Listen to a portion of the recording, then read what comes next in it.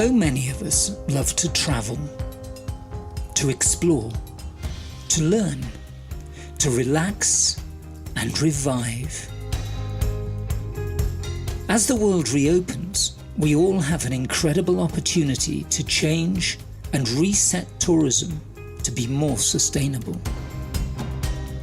TLC Global looks forward to a new tourism approach using the Harmony Golden Ratio, created with the help of the Harmony Institute to reduce our impact when we travel.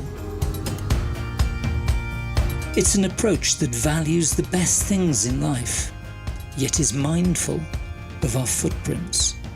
Whether flying or driving, or the places we stay, we can know the true cost of our travel by becoming aware of what we need to put back.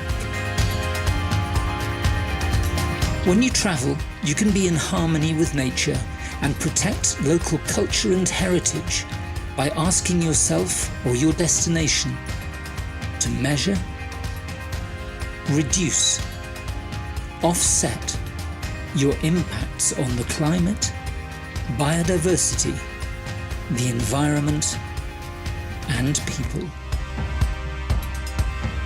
Together, we can be more responsible custodians of our world and give it a bit more TLC.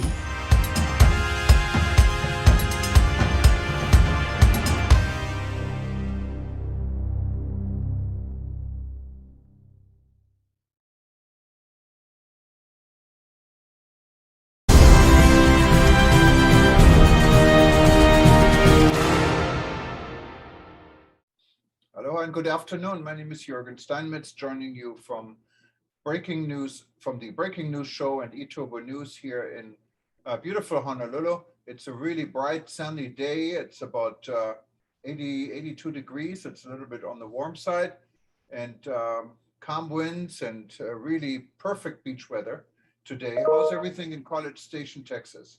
Well, it would be perfect beach weather if we had a beach. But we are missing a beach, which is a problem for beach weather. But it's a little cooler today. It's only 99, which is 40 degrees on the Celsius scale.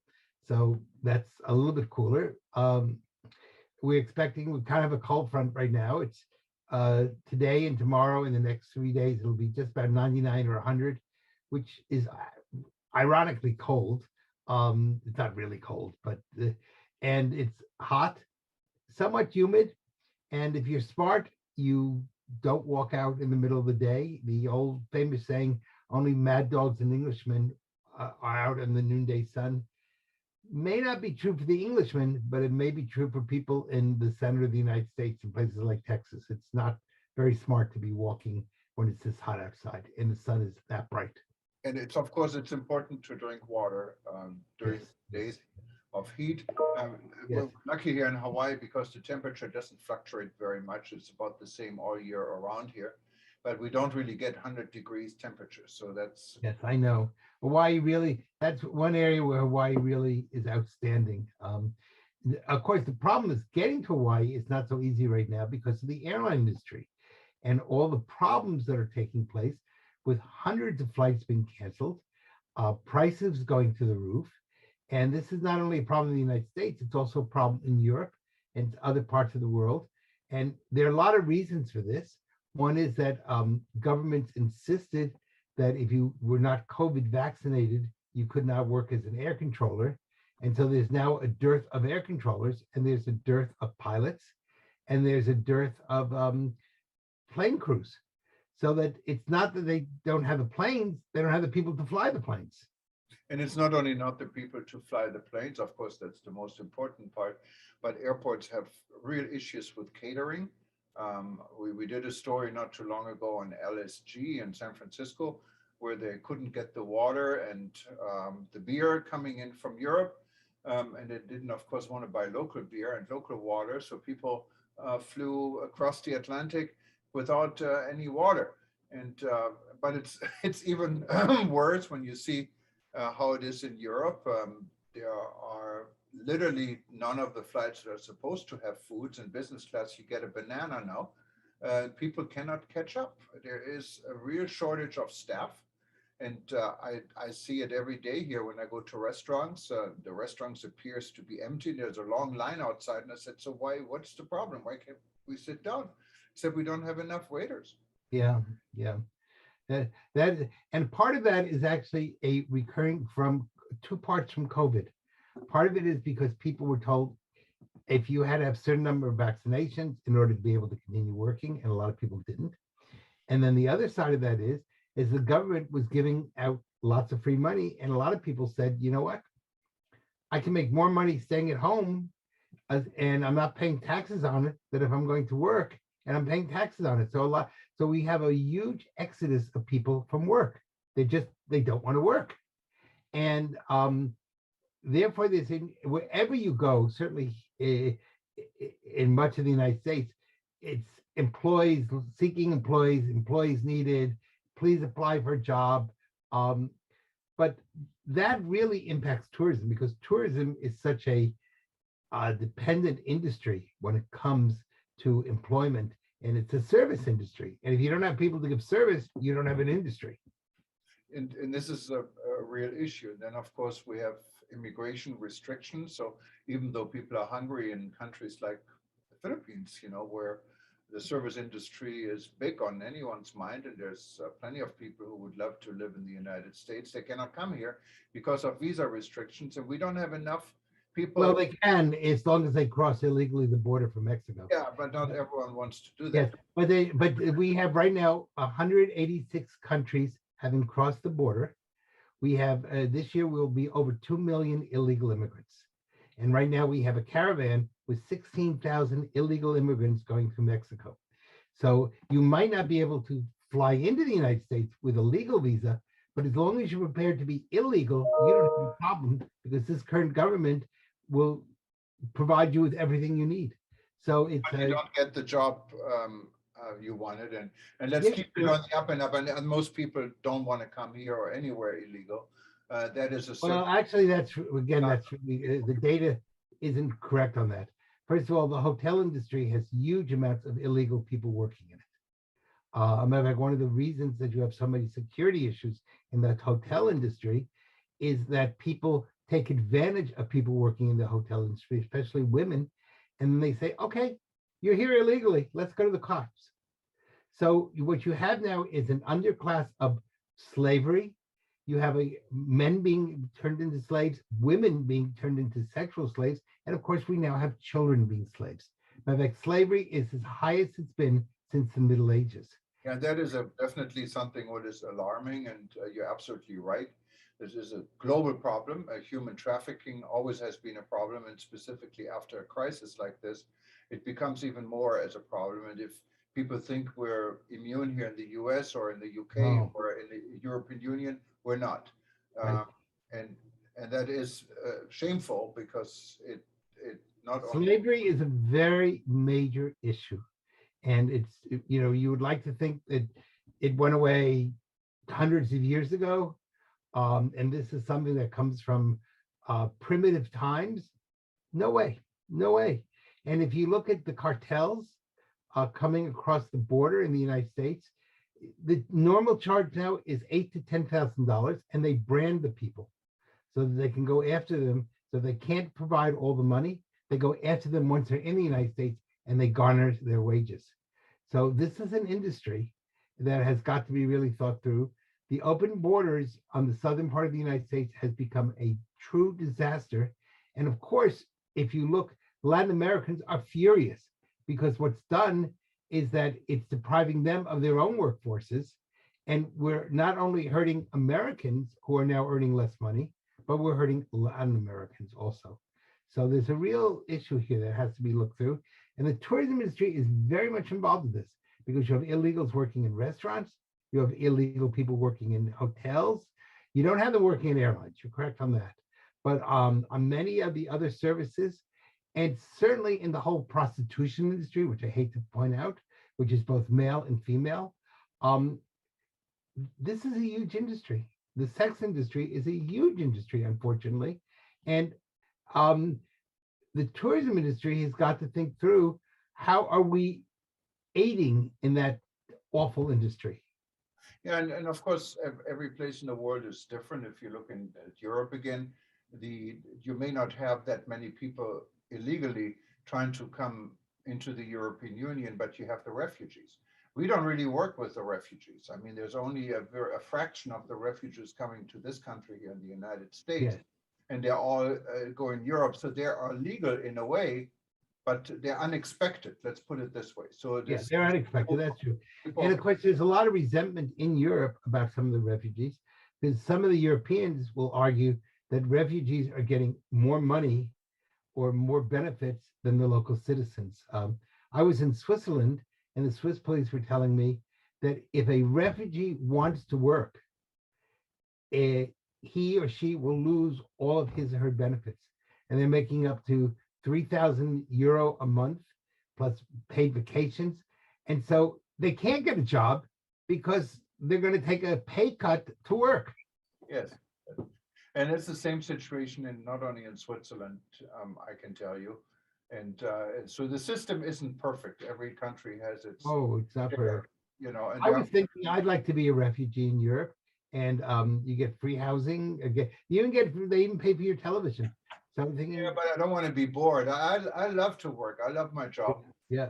But you Well, I can wonder if you. I wonder if you're a refugee, if you can volunteer. In other words, as long as you don't get paid.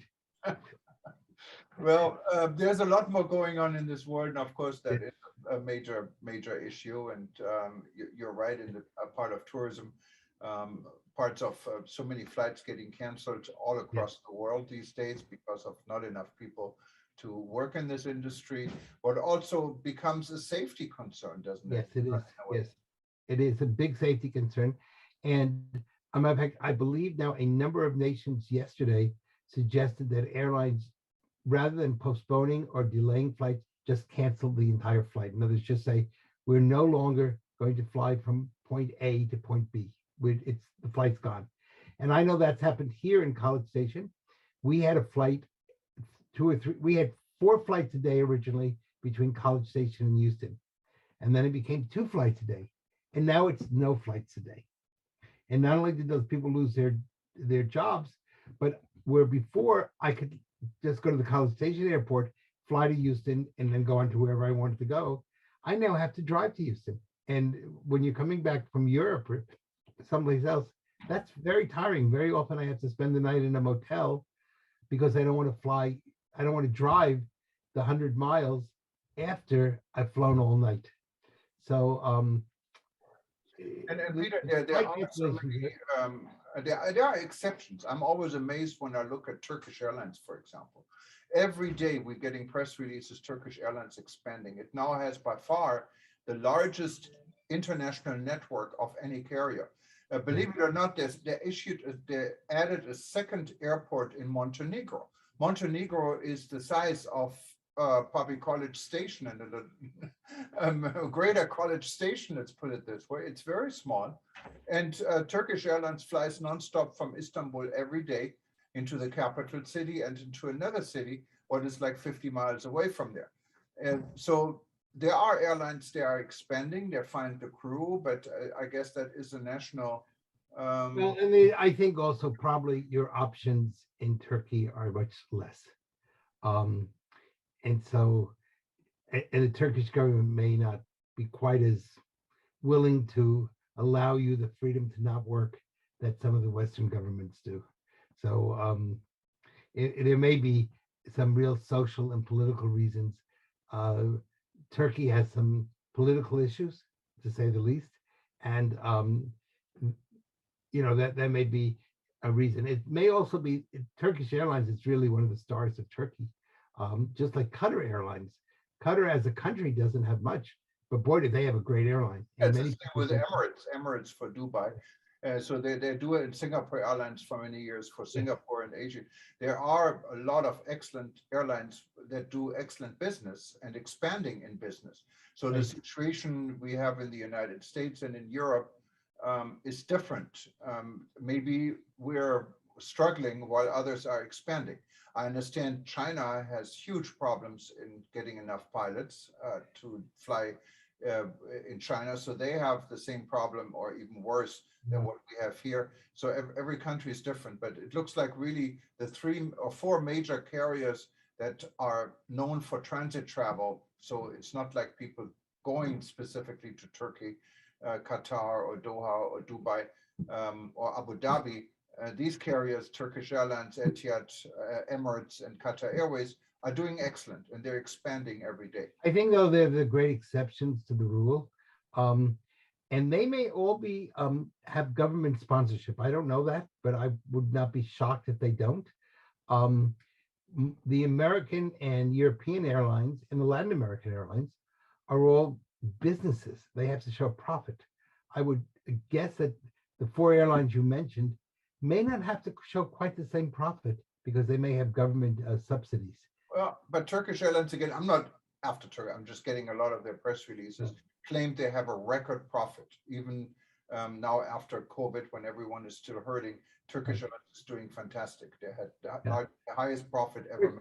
I would want to see also what their tax structure is, and I'd want to see how much they're paying their employees. Yes, And, of course. do they have a union? I mean, one of the problems in Europe and the United States is that most of these people are unionized, Right. and you know, and of course the positive side of this is that they're getting a very much of a living wage and a decent wage. On the negative side, it costs the corporation a lot of money. I wonder, and I don't know that, but I wonder if Turkish Airlines employees have the same benefits that United or American or Delta or Lufthansa or British Air have, or do they have much less benefits? I know that I've been on Lufthansa, and their employees are very much regulated by union regulations. Yes. I had an eye problem a few years ago, and I couldn't lift above my head. And I asked the flight attendant if he would put it in the overhead for me. And this was a big, strong guy. I mean, he wasn't, he had lots of muscles, etc. He could have lifted this with his pinky. And he looked at me and said, "I'm really sorry, sir, but the union regulations do not allow me to lift anything for a passenger." And I had to have 2 ladies who were next to me. "They will help you, sir." So, and I don't think he was trying to be mean. I think those probably were union regulations. They may not exist on Turkish Airlines. Yeah, and I mean, we're talking about Lufthansa, and Lufthansa is the Lufthansa Group. It's not only Lufthansa, it's Swiss Air, it's Austrian Airlines, and Sabina or Air Brussels, I think it's called now. And also there are 2 other carriers that are part of this Lufthansa group, but they're independent. And the way Lufthansa is getting around the union is when you work for Lufthansa, yes, you're part of the union, you have all these extra restrictions and rights, and you get more money. But then there are other carriers that are flying for Lufthansa, basically, and always used to be part of their itinerary. Now they claim they're independent. They're really not independent, and people who work there are not unionized. They get less money for doing the same job. And you as a passenger have no choice because there are certain routes Lufthansa is flying, Yes. routes Yeah. the airline is flying. So when you fly on the other airlines, you pay for all your food. You cannot use the lounges, even though you get your Star Alliance credit and you check in with Lufthansa. So it's airlines are trying to get around these. And I discovered these alliances are not quite, they talk about seamless travel. They're not, I mean, you will get points. I understand that. But I was recently on, one Star Alliance versus another Star Alliance, and they don't recognize each other's seatings, and their computers aren't compatible. And the argument that this is seamless travel between 16 airlines just isn't true. It means you get points. That's what it gets. And they don't even recognize, I'm 1K SRU on United, and I'll say, okay, 1K on United has certain benefits.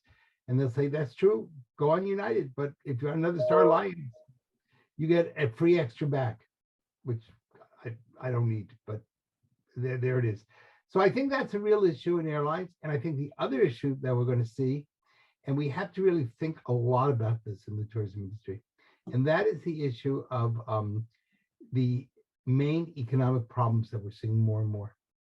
And the United States, which is really the American stock market impacts the world stock market. We're definitely now in a bear market. We've had 3 major drops of over 500 points a day. Today wasn't too bad, it was only 200, but that's 500, 500, 500, 200. So it's the cumulative effect.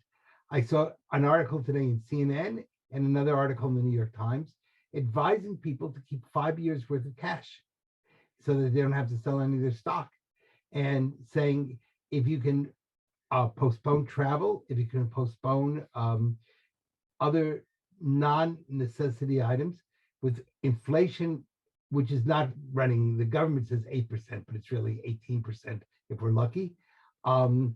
With high inflation, California is now up to $8 a gallon, and I don't know what it is in Hawaii, but it's probably, you guys will get up there too soon. And that means airline fuel is going to go up, diesel fuel is going to go up. You know what? People are going to need that money for basic essentials before they get on a plane. So that's going to be a big issue for the tourism industry. Yeah, and maybe the airline industry is hoping for this because right now they cannot handle the demand for passengers. So we see where this goes, and the world isn't all that peaceful and organized with the ongoing war in Ukraine. And so which is not ending so quickly. And of course, now the big fear is this is the time when the grains should be leaving the Ukrainian ports, and they're not. And therefore, they're talking about major issues. And the Ukraine is kind of the breadbasket of Europe. And if Ukraine cannot export its wheat and other products, that's going to be a big issue when it comes to food. And then to add to that, the United States has made recently a very stupid decision to add more ethanol to gas. Not only does that ruin car engines, it does nothing to hurt, it's to help the environment. And we're now burning our one food source. So when corn becomes more expensive, beef becomes more expensive, poultry becomes more expensive, lots of meats become more expensive. And that's, so the US government's decision to put more ethanol into gas is going to really impact the world's economy, and especially the poor are going to suffer terribly from it. Well, we don't know where it is. Now, when it comes to travel today, Israel issued travel warnings against Turkey. So what's the background on this one? You always know when it comes to Israel, I guess. Well, the issue is that Iran has said that it might, Israel and Turkey are working together, which is good news. Iran has threatened to kidnap tourists, and Israel has said that there may be some real issues of safety for not only Israeli tourists, but other tourists in Turkey. And so we don't know what's going on in the real background between, we do know that Israel and Turkey are working together. The Turks claim that they've stopped 2 or 3 Iranian plots to try to kidnap tourists. And of course, this would also deal with the whole nuclear power struggle that's going on, the fact that President Biden is going to Saudi Arabia and Israel in July, and of course the lack of energy, and the fact that the people pushing the Green New Deal have now caused major fuel crises without any substitutes other than saying transition or suffer. And so governments are really caught in a situation, and some of the rogue countries like North Korea and Iran, this is really to their advantage. And Turkey has woken up to this and now realizes that a lot of the people who are pushing for green energy, etc., are really doing more harm than good because they don't have substitutes. They just talk about it. Most people don't realize how much energy it takes to run a windmill, how much energy it takes to, solar doesn't take that much energy, but it's highly independent. The one country that's really doing well with energy is France. And the reason France is doing well is because they use nuclear. You compare Germany to France, we're more or less sort of the same size, you know, within comparative levels. France is doing much better than Germany. Germany got rid of its nuclear power, and France went to nuclear power. And nuclear power is the one form of clean energy that maybe we need to go back to think about again. Did extremely well in the earthquakes in Japan. Um, and that's something the tourism industry is also going to think through. If we don't have reliable energy, everything else is going to collapse. And of course, the situation is very fluent. It changes every day. And there are natural disasters coming in between, disturbing whatever trend we're in. And now there's a political disaster, what's a war, what was unexpected. And of course, all these plans that have been made are kind of becoming very fragile or even impossible. And that war is not going to end. It does not appear at this moment. Now, tomorrow we might be realize what a stupid statement we just made. But as of today, it looks like that war is going to go on not only to the end of this year, it may go on to the end of 2023. So it's going to be very unfortunate. And I agree with you. This is far from being over. And we have to watch it because it still has the potential of becoming a global threat. Yes, and even if it's not, I mean, just the fact that probably by the end of this year, Odessa may be destroyed. And Odessa was really one of the pearls of the Black Sea.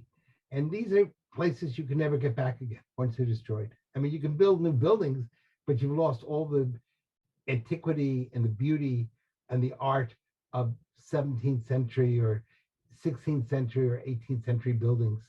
And instead you get steel and glass monstrosities. So I think a good example of that is Rotterdam in Holland, which, you know, was basically leveled by the Germans in World War II. And it's been rebuilt, but it certainly has no charm. It's a highly functional city, but it's not a charming city.